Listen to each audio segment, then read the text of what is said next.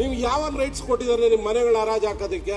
ತಾಕತ್ತಿದ್ರೆ ಯಾವನ್ ಮಾಲ್ಗಳು ಕಟ್ಟಿದ್ದಾರೆ, ಯಾವನು ದೊಡ್ಡ ದೊಡ್ಡ ಸಾಫ್ಟ್ವೇರ್ ಬಿಲ್ಡಿಂಗ್ಗಳು ಕಟ್ಟಿದ್ದಾರೆ, ಅವ್ರಿಗೆ ಯೋಗ್ಯತೆ ಇದ್ರೆ ಅವ್ರ ಹತ್ರ ಟ್ಯಾಕ್ಸ್ ವಸೂಲಿ ಮಾಡ್ಲಿ ನೋಡೋಣ. ನೀವು ಮೀನಾಕ್ಷಿ ಮಾಲ್ ಅಂತಿದೆ ನಮ್ಮ ಬನ್ನರ್ಘಟ್ಟ ರಸ್ತೆಯಲ್ಲಿ, ಎಲ್ಲ ರಾಜಕಾರಣಿಗಳಿದೆ, ಅವ್ರು ಇವತ್ತವರೆಗೂ ಟ್ಯಾಕ್ಸೇ ಕಟ್ತಾ ಇಲ್ಲ ಅಧ್ಯಕ್ಷ. ಇವ್ರು ತಾಕತ್ತು ದಮ್ ಇದ್ರೆ ಆ ತರದ ಮಾಲ್ಗಳ ಅವ್ರ ಹತ್ರ ಎಲ್ಲ ವಸೂಲಿ ಮಾಡ್ಲಿ. ಯಾಕಂದ್ರೆ ಮನೆಗಳನ್ನ ನೀವು ಹರಾಜು ಹಾಕ್ತೀರಾ ಅಂದ್ರೆ ನೀವು ಯಾವನ್ ರೈಟ್ಸ್ ಕೊಟ್ಟಿದ್ದಾರೆ ನಿಮ್ಮ ಮನೆಗಳ ಹರಾಜು ಹಾಕೋದಕ್ಕೆ? ಅವ್ನು ಬ್ಯಾಂಕಲ್ಲಿ ಸಾಲ ತಗೊಂಡಿರ್ತಾನೆ ಅಥವಾ ಇನ್ಯಾರಿಗೋ ಇದು ಮಾಡಿರ್ತಾನೆ, ನೀನು 15,000 20,000 ಅಥವಾ ಒಂದು 50,000 1 ಲಕ್ಷಕ್ಕೆ ಮನೆ ಹರಾಜು ಹಾಕ್ತಾರ ಅಧ್ಯಕ್ಷರೇ? ಯಾವ ಲೆವೆಲ್ಗೆ ಹೋಗಿದ್ದಾರೆ ಅಧ್ಯಕ್ಷರೇ? ಇವ್ರು ತಾಕತ್ತಿದ್ರೆ ಯಾವನ್ ಮಾಲ್ಗಳು ಕಟ್ಟಿದ್ದಾರೆ, ಯಾವನು ದೊಡ್ಡ ದೊಡ್ಡ ಸಾಫ್ಟ್ವೇರ್ ಬಿಲ್ಡಿಂಗ್ಗಳು ಕಟ್ಟಿದ್ದಾರೆ, ಅವ್ರಿಗೆ ಯೋಗ್ಯತೆ ಇದ್ರೆ ಅವ್ರ ಹತ್ರ ಟ್ಯಾಕ್ಸ್ ವಸೂಲಿ ಮಾಡ್ಲಿ ನೋಡೋಣ. ಈ ಮೀನಾಕ್ಷಿ ಮಾಲ್ ಅಂತಿದೆ ನಮ್ಮ ಬನ್ನರ್ಘಟ್ಟ ರಸ್ತೆಯಲ್ಲಿ, ಎಲ್ಲ ರಾಜಕಾರಣಿಗಳಿದೆ, ಟ್ಯಾಕ್ಸ್ ಸುಮಾರು ಅವ್ರಿಗೆ ನೋಟಿಸ್ ನನಗೆ ಗೊತ್ತಿದ್ದಾಗೆ 11 ಕೋಟಿ ಟ್ಯಾಕ್ಸ್ ಕಟ್ಟಬೇಕು ಅಂತೇಳಿ 2018ರಲ್ಲಿ ಕೊಟ್ಟರು. ಇವತ್ತವರೆಗೂ ಎಷ್ಟಾಗಿರ್ಬೋದು ಅಧ್ಯಕ್ಷರ ಫೈನು ಎಲ್ಲ? ಅವ್ರು ಹೋಗಿ ಸ್ಟೇ ತಗೊಂಡ್ಬಂದಿದ್ದಾರೆ, ಅವ್ರು ಇವತ್ತವರೆಗೂ ಟ್ಯಾಕ್ಸೇ ಕಟ್ತಾ ಇಲ್ಲ ಅಧ್ಯಕ್ಷರು. ಇವ್ರು ತಾಕತ್ತು ದಮ್ ಇದ್ರೆ ಆ ಥರದ ಮಾಲ್ಗಳ ಅವ್ರ ಹತ್ರ ಎಲ್ಲ ವಸೂಲಿ ಮಾಡಲಿ. ಜನಗಳ ಪಾಪ ಸಾಮಾನ್ಯ ಜನಗಳ ಹತ್ರ ಬೆದರಿಕೆ ಹಾಕಿ ಅವ್ರ ಮನೇನ ಹರಾಜು ಹಾಕ್ತೀವಿ ಅಂದರೆ ಇವ್ರಿಗೆ ಈ ಯಾವ ದುರ್ಬುದ್ಧಿ ಬಂದಿದೆ ಅಧ್ಯಕ್ಷರು ಇವ್ರಿಗೆಲ್ಲ. ನಾನಂತೂ ಪಾಪ ನಮ್ಮ ಶಿವಲಿಂಗೇಗೌಡರ ಭಾಷೆ ಮಾತಾಡೋಕ್ಕಾಗಲ್ಲ ಅಧ್ಯಕ್ಷರೇ, ಪಾಪ ನೀವು ಬೇಜಾರು ಮಾಡ್ಕೊಂತೀರಾ BBMP ಅವ್ರನ್ನ.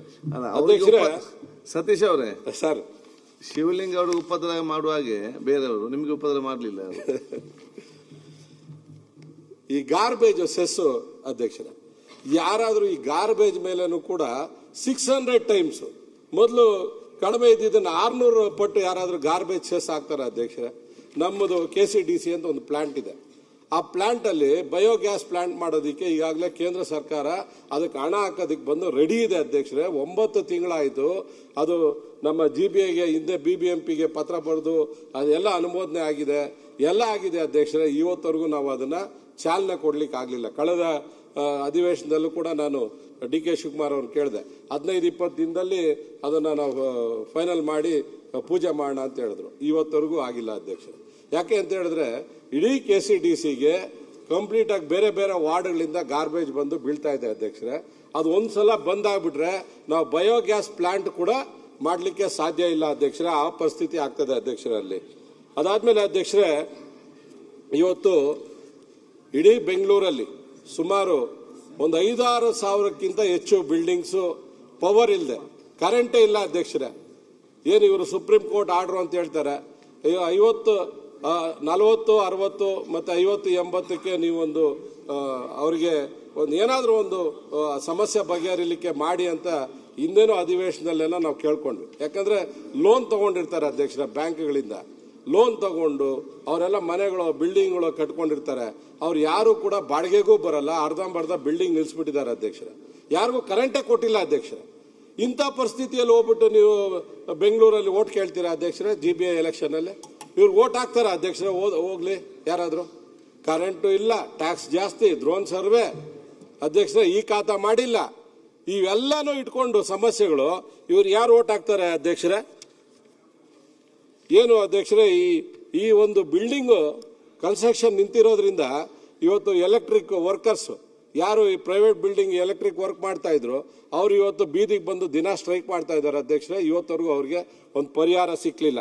ಅದಾದ್ಮೇಲೆ ಕನ್ಸ್ಟ್ರಕ್ಷನ್ ವರ್ಕರ್ಸ್ ಯಾರು ದಿನನಿತ್ಯ ಮನೆಗಳನ್ನ ಕಟ್ತಾರೆ ಅಧ್ಯಕ್ಷರೇ, ಇವತ್ತು ತುಂಬಾ ಜನಕ್ಕೆ ಕೆಲಸ ಇಲ್ಲದೆ ಆಗಿದೆ ಅಧ್ಯಕ್ಷರೇ. ಯಾರು ಬಿಲ್ಡಿಂಗ್ ಕಟ್ಟಕ್ಕೆ ಹೋಗ್ತಾ ಇಲ್ಲ. ಯಾರಾದರೂ ಅಪ್ರೂವಲ್ ತಗೊಬೇಕು ಅಂತ ಹೇಳಿದ್ರೆ ದೊಡ್ಡ ದೊಡ್ಡ ಅಪಾರ್ಟ್ಮೆಂಟು, ಅದಕ್ಕೂ 100 ರೂಪಾಯಿ ಅಡಿಗೆ ಫಿಕ್ಸ್ ಮಾಡಿದ್ದಾರೆ ಅಧ್ಯಕ್ಷರೇ. ಏನು BDAದಲ್ಲೋ BMRDAದಲ್ಲೋ ಒಂದು 20 ರೂಪಾಯಿ ಕಡಿಮೆ ಇರ್ಬೋದು ಅಧ್ಯಕ್ಷರೇ. 100 ರೂಪಾಯಿ ಅಡಿಗೆ ಒಂದು ಅಪಾರ್ಟ್ಮೆಂಟ್ಗೆ ಅಪ್ರೂವಲ್ ಸಿಗ್ಬೇಕಂದ್ರೆ 100 ರೂಪಾಯಿ. ಲಂಚ ಇಲ್ಲ ಅಂತ ಹೇಳಿ ಅಧ್ಯಕ್ಷರೇ ನೋಡೋಣ ಈ ಮನೆಯಲ್ಲಿ ಯಾರಾದರೂ ಎದ್ದು. ಯಾರಿಗೂ ಹೋಗುತ್ತೆ ಅಧ್ಯಕ್ಷರೇ ಈ ಲಂಚ ಎಲ್ಲ? ಇಲ್ಲ ಅಧಿಕಾರಿಗಳು ತಿಂತಾರ, ಸರ್ಕಾರಕ್ಕೆ ಬರ್ತದ ಅಥವಾ ಇನ್ಯಾರಿಗೂ ಹೋಗ್ತದೆ ಅಂತ ಹೇಳ್ಬೇಕಲ್ಲ ಅಧ್ಯಕ್ಷರೇ? ಅಧ್ಯಕ್ಷರೇ, ಈ ರೀತಿಯಲ್ಲಿ ಸಾಕ್ಷಿ ಆಧಾರ ಇಲ್ಲದೆ ಹೇಳಿದ್ರೆ ಏನಂತ ಅಲ್ಲ, ಅವ್ರ ಹೃದಯ ಮುಟ್ಕೊಂಡು ಹೇಳಿ, ಅವ್ರಿಗೆ ತುಂಬಾ ಜನ ಬಿಲ್ಡರ್ಗಳು ಗೊತ್ತಿದ್ದಾರೆ. 100 ರೂಪಾಯಿ ಅಡಿ ಕೊಡ್ತಾ ಇಲ್ಲ ಅಂತ ಹೇಳಿ ನೋಟಿಸ್ ಕೊಡದೆ ಡೈರೆಕ್ಟ್ ಆಗಿ ಆರೋಪ ಮಾಡಂಗಿಲ್ಲ. ತೋರಿಸಬೇಕು. ಇದನ್ನ 1 ನಿಮಿಷ ಇರಪ್ಪ ನೀನು. ನೀನ್ ಸಾಕ್ಷಿ ಹೇಳಿದಲ್ಲ ಆಧಾರ ತೋರಿಸ್ಬೇಕು. 21 ಲಕ್ಷ ಕೋಟಿ ಸಾಕ್ಷಿ ಆಧಾರ ಎಂಪಿಗೆ ಹೋಗ್ಬಿಡಪ್ಪ ನೀನು. ಸಾಕ್ಷಿ ಆಧಾರ ತೋರಿಸಿದೀವಿ. 100% ಚರ್ಚೆ ಮಾಡಬೇಡಿ ಶರತ್. ಆಯ್ತು ಸತೀಶ್ ಅವರೇ, ಅವ್ರು ಏನ್ ಹೇಳ್ತಾರೆ, ನೀವು ಹೇಳಿಕೆ ಅದು ಬಂದು ಆಧಾರದ ಇಲ್ಲದೆ ಹೇಳ್ಬೇಡಿ ಅಂತ ಹೇಳ್ತಾರೆ ಅಷ್ಟೇ. ನಾನು ನಿಜ ಮಾತಾಡ್ತಾ ಇದ್ದೀನಿ ಸರ್. ಅವ್ನು ಹೇಳ್ತಾರೆ ಗಾಂಧೀಜಿ ಮೇಲೆ ಆಣೆ ನಿಜ ಮಾತಾಡ್ತಾ ಇದ್ದೀನಿ ಸರ್, ಸುಳ್ಳು ಮಾತಾಡ್ತಾ ಇಲ್ಲ. ಆಯ್ತು ಮುಂದುವರಿಸಿ. ಈಗ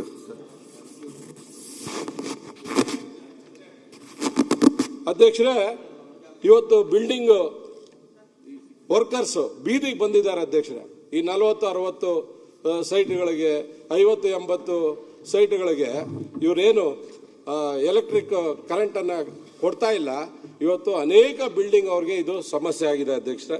ಇದಕ್ಕೆ ಏನಾದರೂ ಒಂದು ಪರಿಹಾರ ಆಗಲಿಲ್ಲ ಅಂತ ಹೇಳಿದ್ರೆ ತುಂಬಾ ಜನ ಪಾಪ ಅವರು ಮನೆಗಳು ಕಟ್ಟಿರುವಂತವ್ರು ಸಾಯೋಂಥ ಪರಿಸ್ಥಿತಿಗೆ ಹೋಗ್ಬಿಡ್ತಾರೆ ಅಧ್ಯಕ್ಷ. ಅವ್ರಿಗೊಂದು ಪರಿಹಾರ ಆಗಬೇಕು. ಸರ್ಕಾರ ಇರೋವಂಥದ್ದೇ ಈ ರೀತಿ ಸಮಸ್ಯೆಗಳು ಬಂದಾಗ ಪರಿಹಾರ ಮಾಡಬೇಕಾಗಿದೆ ಅಧ್ಯಕ್ಷರೇ. ಇದೇನೋ 10-20 ಬಿಲ್ಡಿಂಗ್ ಅಲ್ಲ ಅಧ್ಯಕ್ಷರೇ, ಇಡೀ ಬೆಂಗಳೂರಲ್ಲಿ ಇವತ್ತು ಯಾವ ರೀತಿ ಬೃಹದಾಕಾರವಾಗಿ ಬೆಳೀತಾ ಇದೆ ಬೆಂಗಳೂರು. ಸುಮಾರು 5-6 ಸಾವಿರ ಬಿಲ್ಡಿಂಗ್ಸ್ ಈ ರೀತಿ ಕರೆಂಟ್ ಇಲ್ಲದೆ ನಿಂತಿದೆ ಅಧ್ಯಕ್ಷರೇ. ಅದಾದ್ಮೇಲೆ ಅಧ್ಯಕ್ಷರೇ, ಸತೀಶ್ ನಾನೇ ಮತ್ತೆ ಎಷ್ಟೊತ್ತು ಬೇಕು ಇನ್ನು ಸರ್? ಇನ್ನು ಆಗಲ್ಲ, ಇನ್ನು ಮತ್ತೆ ಇನ್ನು ಮುಂದೆ ಹತ್ರ ಮಾತಾಡಲಿದೆ ಅಂತ ಹೇಳ್ತಾರೆ. ಯಾರು sir?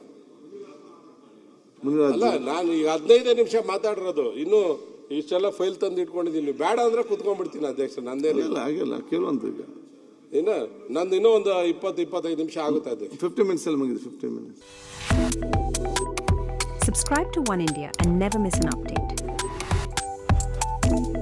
Download the One India app now.